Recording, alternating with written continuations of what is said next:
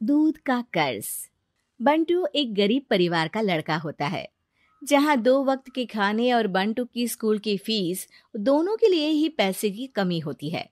और बंटू के inter exams भी नजदीक होते हैं, इसलिए वो खुद अपनी पढ़ाई की खातिर घर घर जाकर सामान बेचना शुरू कर देता है। एक सुबह बंटू थैले में सामान भर के घर से निकलने को तैयार होता है। माँ, खाने के लिए कुछ है? अरे नहीं बेटा, आज शाम को पापा लेकर आएंगे। हाँ, माँ की बात पर बंटू भूखे पेट ही सामान बेचने निकल जाता है। वो सुबह से शाम तक घर घर जाकर सामान बेचता है, लेकिन अब भूख प्यास की वजह से काम करना मुश्किल हो जाता है। इस तरह काम पूरा नहीं हो पाएगा, और अगर बीमार पड़ गया तो एग्जाम्स के पहले फीस कैसे इकट्ठा करूंगा? ऐसा करता हूँ, अगले घर खाने के लिए कुछ मांग लेता हूँ। इसी के साथ बंटू आगे जाकर एक घर की बेल बजाता है, जिस पर निम्मी दरवाजा खोलती है। क्या हुआ? निम्मी को देख बंटू एक गिलास पानी के आगे उससे कुछ नहीं मांग पाता। निम्मी उसे दरवाजा पर खड़ा छोड़ घर के अंदर चली जाती है और कुछ देर में एक बड़ा गिलास दूध लेकर बाहर आती है। ये देखकर बंटू हैरान रह जाता है।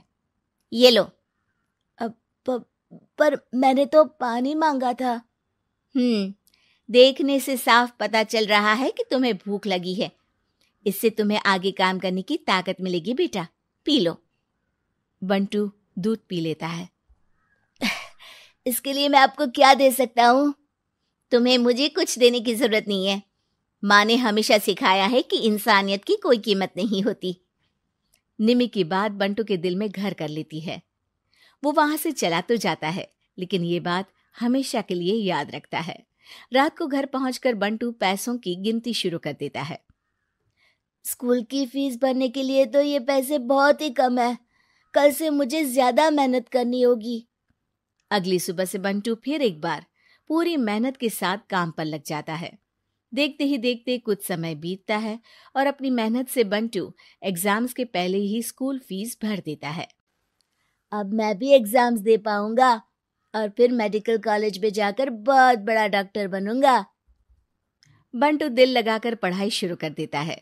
उसे एग्जाम्स में टॉप करने की वजह से कॉलेज की स्कॉलरशिप भी मिल जाती है और वो पढ़ाई करने दूसरे शहर चला जाता है। सर, इस स्कॉलरशिप से आपने मेरा सपना पूरा कर दिया। मैं आपको जितना भी थैंक यू बोलूं उतना कम है। बेटे, तुम ऑल टाइम टॉपर हो। तुम जैसे ब्राइट स्टूडेंट को अपने कॉलेज में एडमिशन देना हमारे लिए प्राउड की बात है। हमें पूरा भरोसा है कि एक दिन तुम अपने नाम के साथ साथ इस कॉलेज का नाम भी बहुत रोशन करोगे। इसी तरह 15 साल बीत जाते हैं और बंटू अपने शहर का मशहूर डॉक्टर बन चुका होता है। डॉक्टर, एक लेडी का कॉम्प्लिकेटेड केस आया है, जिस पर स्टडी करने के लिए सीनियर डॉक्टर ने सबको मीटिंग रूम में बुलाया है। केस की डिटेल्स क्या है? बंटू के पूछने पर नर्स उसे लेडी की सारी डिटेल्स बताती है, जिस पर बंटू उसके शहर का नाम सुनते ही चौंक कर भागता हुआ उसके कमरे में पहुंच जाता है, जहां वो निम्मी को देखते ही पहचान लेता है। उसके पीछे पीछे नर्स भी वहां पहुंच जाती है। नर्स, इनकी सारी रिपोर्ट्स मुझे अभी चाहिए और अब से इनका केस मैं ही हैंडल करूंगा। पर डॉक्टर, ये केस बहुत कॉम्प्लिकेटेड है। आज तक कोई भी डॉक्टर इनकी बीमारी तक नहीं पहचान पाया और दूसरे शहर वालों ने तो इनके बचने की उम्मीद ही छोड़ दी थी। तुम्हें आगे कुछ भी बोलने की जरूरत नहीं है। मैंने जो कहा बस वही करो। नर्स बंटू को निम्मी की सारी रिपोर्ट्स दे देती है, जिसके बाद वो उस पर स्टडी शुरू कर देता है और हजारों दिक्कतों के साथ महीनों की मेहनत के बाद आखिर में निम्मी की बीमारी का पता लगाने के साथ साथ उसका इलाज ढूंढ ही लेता है।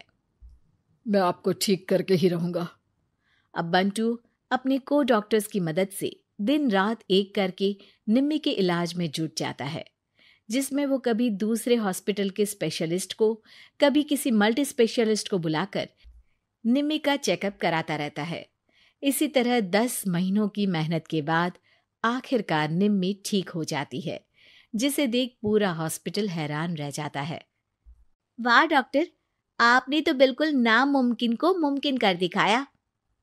यही तो हम डॉक्टर का काम है। सुनो, इनके डिस्चार्ज के वक्त बिल के फाइनल प्रोसीडिंग से पहले उसे मेरे पास जरूर लेकर आना।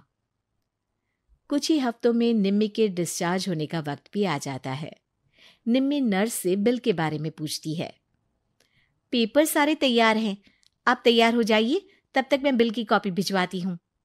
नर्स बिल लेकर पहले बंटू के पास जाती है, जिस पर वो बिल देखकर उस पर कुछ लिखता है और नर्स को वापस कर देता है। नर्स उसे निम्मी के पास भेज देती है और बिल हाथ में आते ही निम्मी उसे देखने से पहले ही परेशान हो जाती है। जाने कितने समय से मैं यही हूँ। शहर का सबसे बड़ा हॉस्पिटल है। बिल तो बहुत लंबा चौड़ा बन गया होगा, जिसे भरने में मेरी बची कुची पूरी जिंदगी बीत जाएगी। आखिर मैं ये सब कैसे करूंगी? डरते घबराते निम्मी बिल खोलती है तो उसकी नजर बिल के आखिर में लिखे एक नोट पर पड़ती है, जिस पर लिखा होता है, 1 गिलास दूध ने बिल पूरा कर दिया। और उसी के नीचे बंटू के सिग्नेचर भी होते हैं। ये पढ़कर निम्मी की आंखों से खुशी के आंसू बहने लगते हैं और भगवान का शुक्रिया अदा करके वो वहां से चली जाती है।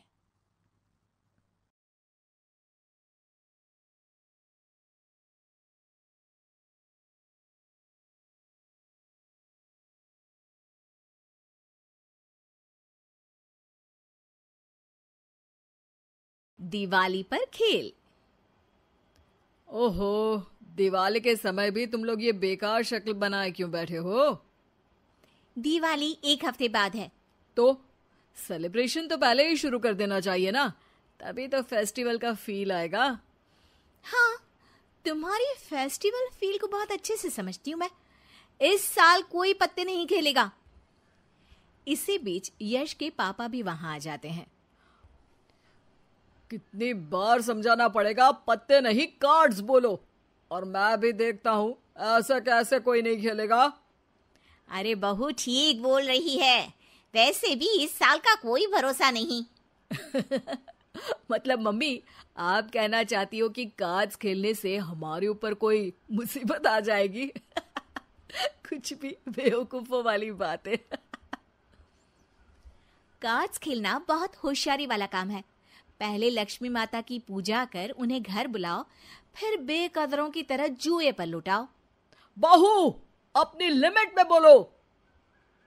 ससुर की आवाज सुन अमृता सिर झुकाए अपने कमरे में चली जाती है, जिसके पीछे पीछे सास भी वहां आ जाती है। अरे तुम जानती हो ना, पूरी दुनिया पलट सकती है, लेकिन मेरे बेटे और पति के दिवाली कार्ड्स कभी बंद नहीं हो सकते। इससे मैं भी परेशान हूँ, पर हम कुछ नहीं कर सकते बहू। हाँ, पर फिर भी कोशिश करने में क्या जाता है। बिल्कुल जैसे पिछले 2 साल से कर रही हो। हाँ, अगले 20 साल तक करती ही रहोगी तुम। अब दोनों सास बहू अपने काम में लग जाती है। वहीं यश और उसके पापा कार्ड्स खेलना शुरू कर देते हैं। दिन बीतते हैं, जिसमें एक दिन यश का दोस्त रोहन उनके घर आता है। और रोहन, इंडिया कब आए? ब्रो, लॉकडाउन से पहले आया था, फिर यहीं रह गया। अब दिवाली है तो सोचा चलो सब दोस्तों से मिलते हैं। बढ़िया है, आजा चल कार्ड्स खेलते हैं।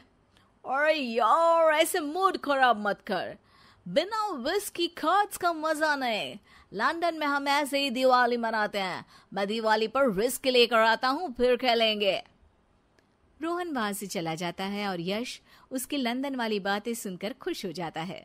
इसी तरह दिन बीतते हैं और देखते ही देखते दिवाली का दिन भी आ जाता है, जिसमें पूरा परिवार सुबह से ही पूजा और सारे सेलिब्रेशन की तैयारियों में लग जाता है। शाम होते ही सब मिलकर पूजा करते हैं और उसके बाद रोहन भी वहां आ जाता है। कहीं मैं लेट तो नहीं हो गया? अरे नहीं नहीं बेटे, आओ बैठो, हम सब अभी गेम शुरू करने ही वाले थे। ये लीजिए आपका दिवाली गिफ्ट। रोहन विस्की की बोतल आगे करता है, जिस पर अमृता तुरंत बोल पड़ती है। वैसे हमारे यहाँ दिवाली पर कुछ सभ्य गिफ्ट दिया जाता है और मेहमान को भगवान भी समझा जाता है। जाओ कुछ नाश्ता लेकर आओ।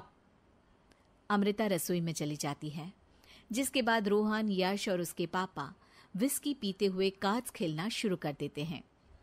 कुछ ही देर में वो नशे में बिना सोचे समझे खेलते हुए कुछ भी बेट पर लगाने लगते हैं। अरे मेरे तो सारे पैसे खत्म हो गए, पर ये सोने की अंगूठी है, आज ही अमृता ने गिफ्ट की है, इस बार मैं ही जीतूंगा। हाँ हाँ, सब दांव पर लगा दो, बीवी भी क्यों छोड़ रहे हो, इसे भी लगाओ, बना लो यहाँ दूसरी महाभारत। मैं तो तंग आ गई हूँ, पर ये नहीं सुधरेंगे।